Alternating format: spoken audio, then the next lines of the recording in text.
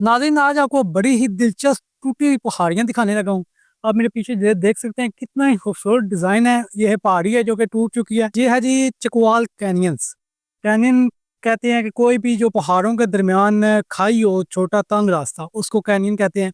Technically ये canyon नहीं है, ये इसको टेक्निकल बोला जाए तो ये बैड लैंड्स है। बैड लैंड्स है और ये पाकिस्तान के शहर चकवाल में वाक़ है। चकवाल से तकरीबन आप 15 किलोमीटर आगे आएँ तो गाँव आता है थुआ बहादुर, वहाँ पे ये मौजूद है। और ये ऐसे क्यों है, इनकी शेप ऐसे क्यों है, तो ये है कंप्लीट नेचुरल प्रोसेस। हज़ारों साल से हवा में दबाव होता है नमी का, तो नेचुरल प्रोसेस है। बारिश होती है तो मिट्टी टूट के गिरती है, नरम हो जाती है, गिरती है, तो ये पहाड़ियों में ये इस तरह के डिज़ाइन बन जाते हैं। बहुत ही मज़े की जगह था कि है तो ये वीरान सा टूटी-फूटी पहाड़ियाँ, शायद कोई बंदा सोचे कि देखने के काबिल नहीं है, लेकिन वीरानों में भी आपको पता है कि काफ़ी अट्रैक्शन होती है, तो ये वैसी अट्रैक्शन है, बहुत मज़े की पुरसकून जगह भी है।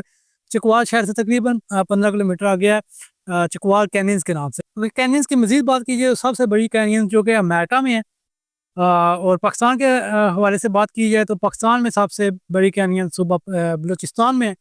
इन पहाड़ियों की एक दिलचस्प बात यह है कि अगर आप अपनी इमेजिनेशन से देखते हैं तो आपको इन पहाड़ियों में मुख्तलिफ शक्लें नज़र आती हैं। जैसे आप बादलों में देखते हैं ना, आपको मुख्तलिफ शक्लें नज़र आती हैं कि कोई घोड़ा बना हुआ है, शेर बना हुआ है या इस तरह की चीज़ें।